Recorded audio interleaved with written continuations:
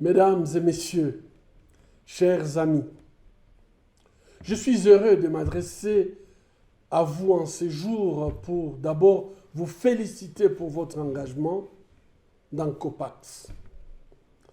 Cet acte illustre avec éclat votre combat pour le réveil libérateur de notre nation et le développement intégral de notre pays.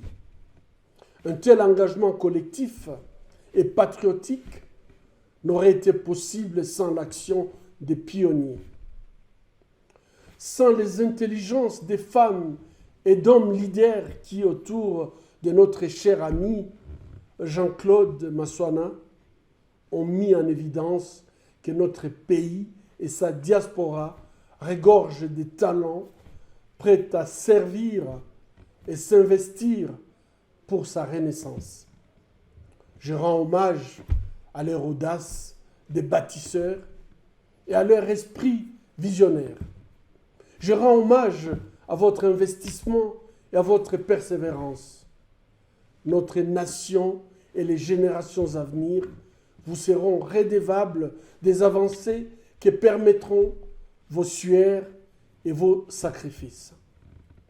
Mesdames et messieurs, chers amis, en l'espace de quelques mois, le bouleversement significatif se sont produits dans le paysage politique de notre pays. C'est indéniable. Nous sommes désormais à un tournant, et je dirais même à la croisée des chemins.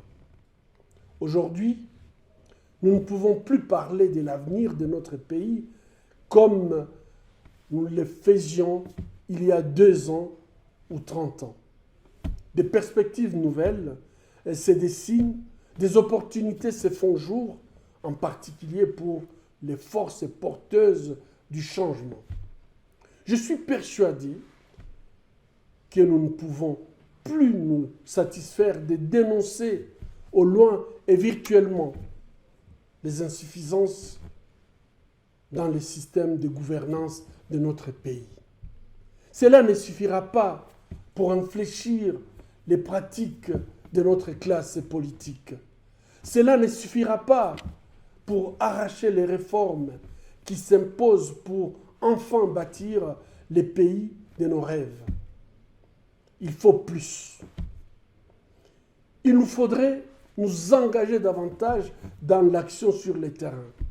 Il nous faudrait agir pour que le progrès auquel aspire notre population soit enfin possible.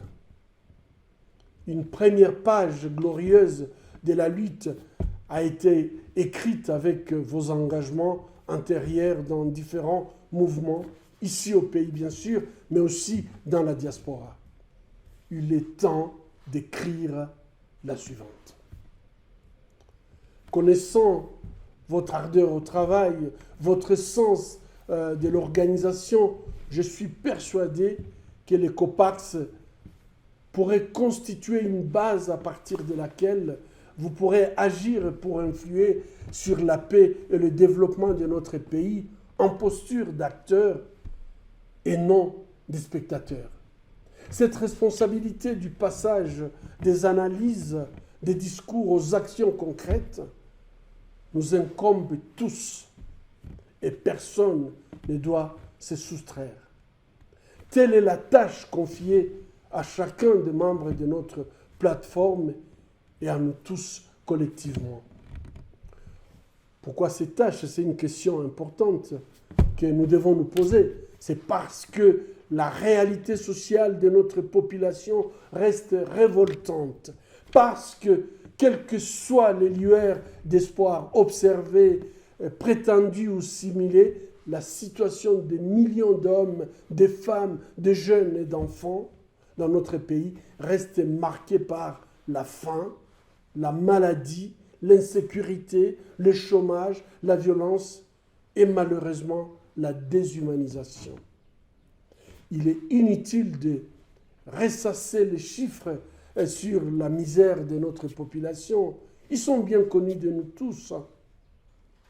Je ne m'attarderai pas non plus sur les pratiques abjectes et les antivaleurs qui subsistent ou résurgissent et qui, comme vous le savez, sont la cause de cette déplorable situation.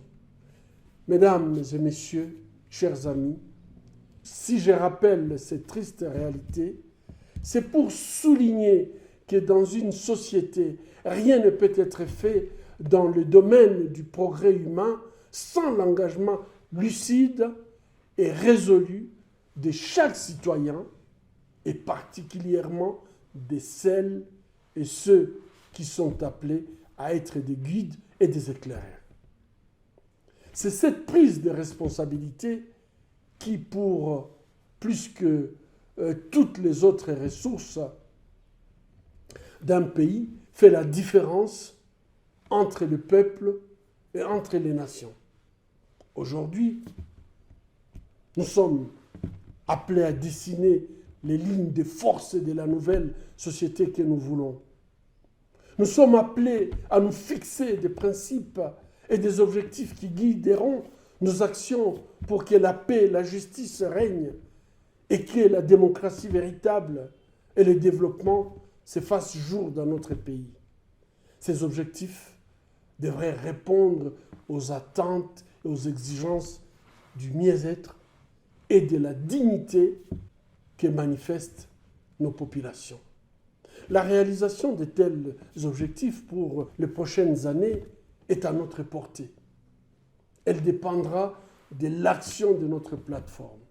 Elle devra contribuer à créer les conditions d'un envol effectif de notre pays. Voilà, chers amis, l'exigence qui nous invite à la créativité, à l'innovation dans la pensée et dans les pratiques. Avançons, allons à l'essentiel. L'avenir se concrétisera par l'action. Je l'ai dit solennellement, l'histoire montre que, quelles que soient les épreuves, à un moment du parcours du peuple, la fortune sourit toujours à ceux qui choisissent d'agir et non de subir. C'est la leçon de l'histoire de notre humanité. C'est un impératif absolu pour briser les cercles vicieux de la soumission et de la misère.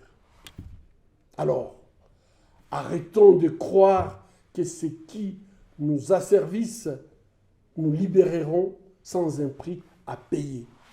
La liberté a toujours un prix. Merci à vous tous qui êtes prêts à payer ces prix pour notre liberté totale. Mesdames et messieurs, chers amis, je termine en soulignant que dans la bataille pour la renaissance de notre pays, dans la bataille pour la prospérité de notre peuple, nous aurons besoin des plans, des intelligences collectives et de la détermination de chacun de vous. Rien n'est impossible à un peuple qui veut briser la chaîne de l'esclavage et conquérir sa liberté. Rien n'est impossible à une génération qui veut écrire une nouvelle page de son histoire à l'encre de sa sueur et à la lumière de son intelligence. Vous êtes cette génération-là, une génération courageuse et aguerrie. Après des luttes si vaillamment menées, vous apportez à notre pays les coffres forts de votre expérience. Vous avez droit d'éprouver une légitime fierté pour les chemins parcourus. Malgré les embûches et les tentations, certes compréhensibles, de jeter l'éponge, vous vous êtes attachés au mât de l'avenir avec énergie et persévérance. Aujourd'hui, ensemble, donnons une nouvelle signification à notre existence en tant que nation.